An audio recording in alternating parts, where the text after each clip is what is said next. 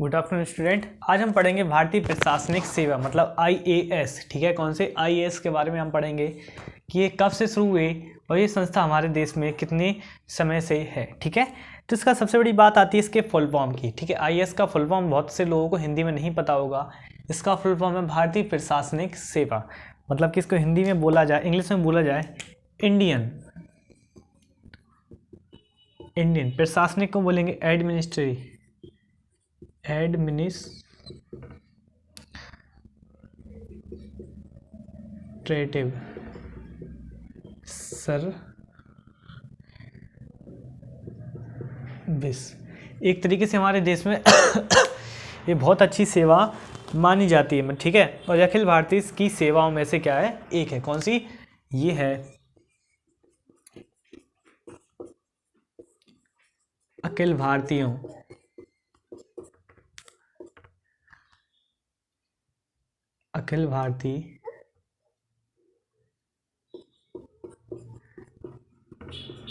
सेवाओं में से एक है। ठीक है, अखिल भारतीय सेवाओं में से क्या है, एक है। और सबसे बड़ी बात है, इसकी स्थापना भारत की स्वतंत्रता होने से पहले ही क्या हो गई थी, इसकी स्थापना हो गई थी। अंग्रेजों द्वारा इसका क्या किया था, गठन किया गया था। इसकी स्थापना की गई थी 1858, मतलब कि 1857 क्रांति के एक साल बाद 1858 को क्या की गई थी, इसका गठन किया गया था, जो 26 जनवरी 1950 में भारत की स्वतंत्रता के पश्चात भारत में क्या कर दिया गया, शामिल कर लिया गया। कितने? 26 जनवरी 1950 संविधान लागू हुआ तभी इसको क्या किया गया था, शामिल। वैसे नहीं किया गया था इसको शामिल। इसका निरंतर और प्राधिकरण कौन करता है?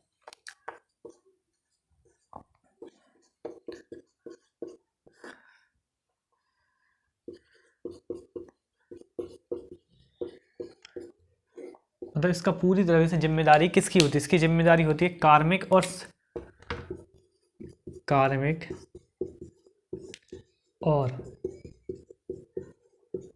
प्रशिक्षण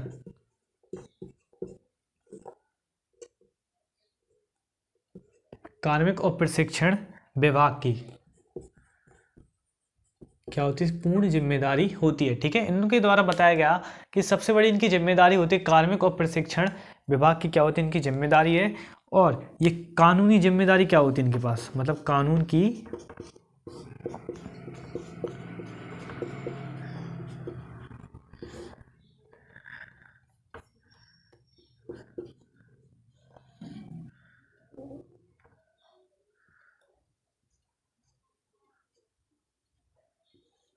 ठीक है, कानून की जिम्मेदार होते हैं। कौन कौन सी जिम्मेदारी होती है इनके अंतर्गत? सरकारी, मतलब सरकारी काम, जो भी सरकार की जिम्मेदारी या काम होगा उसके तहत अगर जी वहाँ पे अंदर ऐड हैं तो उनको पूरी जिम्मेदारी के ऊपर रहती है। और सिविल सेवाओं की,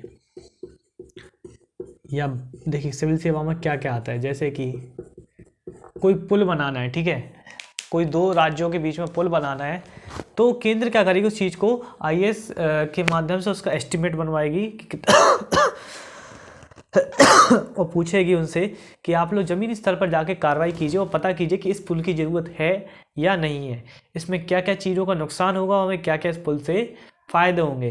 तो इसके लिए क्या करेगा, सिविल सेवा अधिकारी क्या करेगा, अपने नीचे वाले अधिकारी को क्या करेगा, जांच के लिए भेजेगा। उनसे जानकारी इकट्ठा करने के पश्चात एक एस्टिमेट और एक बिल तैयार करेगा। ठीक है, और जिसको सरकार को पेश करेगा तो सरकार कहेगी हाँ मतलब इस चीज़ पे हम क्या करेंगे, मोहर लगाएंगे, उस पुल को क्या कर देंगे, निर्माण के लिए देंगे।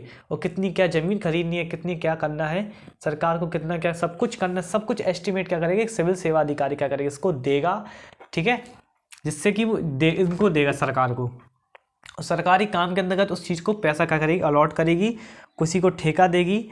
और सबसे बड़ी बात है, उसको काम जल्द से जल्द कराने क्या करेगी, कोशिश करेगी। अगर कोई भी काम बीच में लटकता है तो इसके सरकार इनसे क्या करेगी, जवाबदेही रहेगी कि आप हमें जवाब दीजिए कि आपका ये काम क्यों अटका है। बट इस चीज़ में बहुत सारे लोग बच जाते हैं। ठीक है, तो हमें क्या करना चाहिए, इस चीज़ के लिए बहुत अच्छे तरीके से और अच्छे से कड़े कानून बनाने चाहिए। अंग्रेजों के टाइम में बहुत ज़्यादा कड़ा कानून था।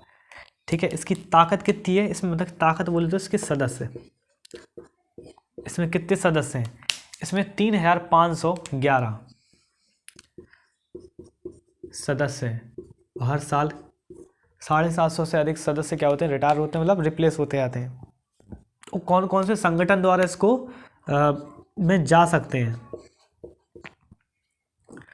कौन कौन से संगठन के द्वारा ये जुड़े होते हैं, या किन किन संगठनों द्वारा भारत की, मतलब कोई भी जैसे कोई आया दूसरे देश से आया कि भैया हमें ये चीज़ करनी है आपके देश में, हम कर सकते हैं, तो इन्हीं के पास आएगा। ऐसा नहीं है डायरेक्ट घुस जाए कंपनी वाले, ठीक है। इनसे पहले बोलेंगे परमिशन। जैसे कि वर्ल्ड बैंक, सरकार को पैसा चाहिए, नहीं है सरकार के पास, तो वर्ल्ड बैंक से मदद मांगने के लिए सरकार नहीं जाएगी, यही जाएंगे अधिकारी, ठीक है। अंतर्राष्ट्रीय मुद्रा कोष, मुद्रा कोष सब, मतलब हर चीज़ का लेखा जोखा इन्हीं के पास रहेगा। फिर एशियाई विकास बैंक, अब एशियाई बैंक से मांगना पैसा तो कैसे जाएंगे, यही लोग जाएंगे ना, विकास बैंक, विकास के कामों में और भी सिविल सेवाओं के कामों में, ठीक है। युद्ध के उसमें नहीं मांगेंगे जो पैसा, ठीक है, ये हमेशा याद रखना, ठीक है। ये युद्ध वगैरह की किसी भी चीज़ में पैसा नहीं मांगेंगे, ठीक है। तो ये मैं दूसरे देश पे आक्रमण करने लगा भैया इसी के बैंक से पैसा मांग लो, ऐसा नहीं होगा। उस चीज़ का एस्टिमेट इन्हें दिखाना पड़ेगा कि हमें किस चीज़ के लिए ज़रूरत है, फिर वो ज़मीनी स्तर पर वो भी कार्रवाई करेंगे कि ऐसा तो नहीं है कि ये गलत चीज़ के लिए पैसा मांग रहे हैं, हमसे ज़्यादा पैसा मांग रहा है, ठीक है।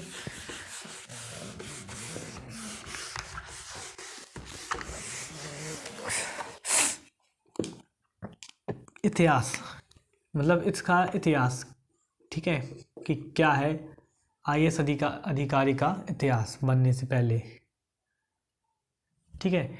इसके इतिहास के रूप में ईस्ट इंडिया कंपनी ने क्या किया था, इसको 3 हिस्सों में बांटा था। किसने, ईस्ट इंडिया कंपनी ने क्या किया था, इसको 3 भागों में क्या किया था, बांटा था।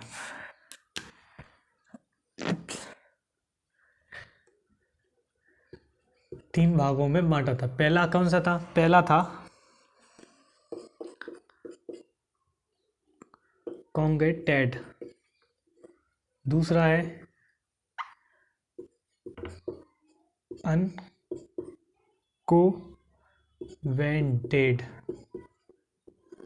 ठीक है, अनकोवेंटेड।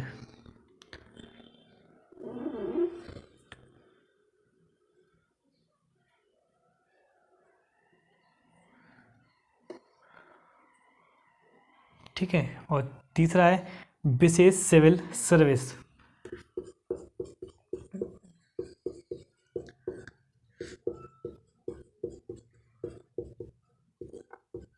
विशेष सर्विस सेवा, ठीक है। ये कहते हैं 3 हिस्सों में क्या किया था, इसको बांटा गया था, ठीक है। फिर क्या हुआ, 1958 में एक घटना हुई जिसके अंतर्गत क्या किया इन्होंने, इंडियन सिविल सेवा का, इंडियन सिविल सेवा को ईस्ट इंडिया कंपनी ने क्या कर दिया गया, अधिकृत कर दिया।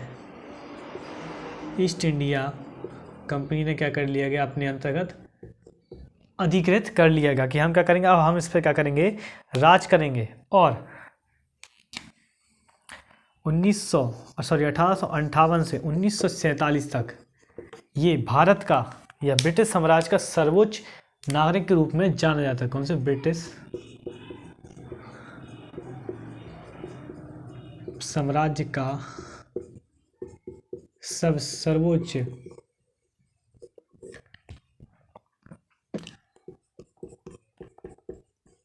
नागरिक के रूप में क्या किया जाता है, इसको जाना जाता था। इसके अंतर्गत भी और भी अधिकारी होते थे, आईएएस बहुत अधिक आईएएस होते थे, ठीक है। तो उनका एक सबसे बड़ा एक मतलब संगठन टाइप होता था। तो वो लोग क्या करते थे, पूरे देश में क्या रखते थे, नज़र रखते थे, और वहाँ से ईस्ट इंडिया कंपनी वहाँ से पूरी इस चीज़ को क्या करती थी, नेतृत्व करती थी। फिर क्या हुआ, भारत सरकार अधिनियम आया, ठीक है, 1919, ठीक है, जिसके अंतर्गत कुछ चीज़ों को बताया गया। कौन सा, भारत सरकार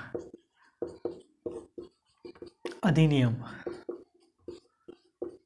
ठीक है, अधिनियम आया कौन सा, 1919, जिसके अंतर्गत कुछ चीज़ों को क्या कर दिया गया, अलग कर दिया गया। जैसे कि अखिल भारतीय सेवाओं को, अखिल भारतीय सेवाएं प्लस केंद्रीय सेवाओं को विभाजित किया गया।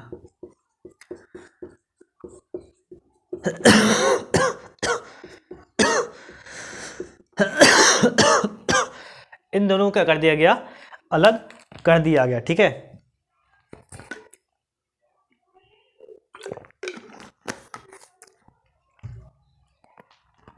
किसको अलग कर दिया गया, अखिल भारतीय सेवाओं प्लस केंद्रीय सेवाओं का कर दिया गया, अलग अलग कर दिया गया। और भाग 15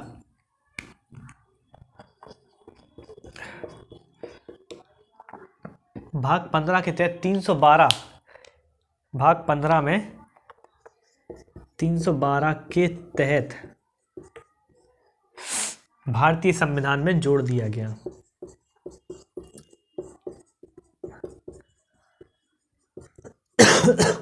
किसको, भारत सरकार अधिनियम 1919 को क्या कहते हैं, भाग 15 में 312 आर्टिकल के तहत क्या करती है, भारतीय संविधान में जोड़ दिया गया। ठीक है, ये स्वतंत्रता के बाद जोड़ा गया। ठीक है, इस चीज़ को याद रखना, ये स्वतंत्रता के बाद जोड़ा गया। ठीक है, और फिर देश आज़ाद हुआ, इसके बारे में आपको बता दिया कि भारत में कब जोड़ा गया।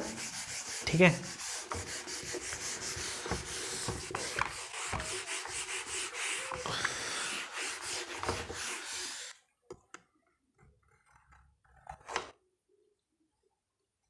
ठीक है, जोड़ दिया गया।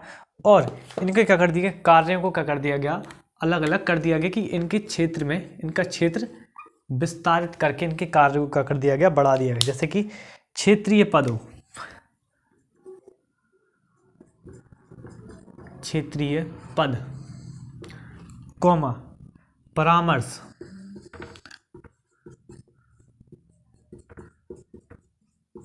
परामर्श नीति, परामर्श नीति का निर्माण। ठीक है, जैसे कि कोई नीति का निर्माण हो रहा है तो इनकी सलाह मशवरे के बिना इस चीज को नहीं किया जाएगा। प्रशासनिक कार्य एक्सेट्रा, चीज़ों को जोड़कर इनमें बहुत सारी चीज़ों का कर दिया गया, ऐड कर दिया गया। बट अब ये क्या है, हमारे भारत सरकार के अंतर्गत क्या है, काम कर, मतलब भारत सरकार के अंतर्गत क्या करते हैं, काम करते हैं। ठीक है,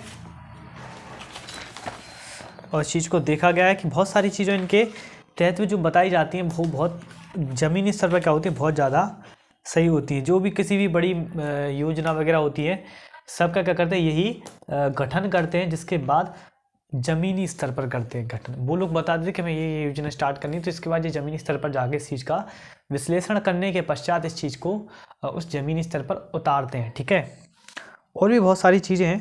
ठीक है, तो इसमें आज के लिए इसमें इतना ही। वीडियो को लाइक से, चैनल को सब्सक्राइब करना बिल्कुल भी ना भूलें, और दोस्तों को, अपने फ्रेंड्स को शेयर करें।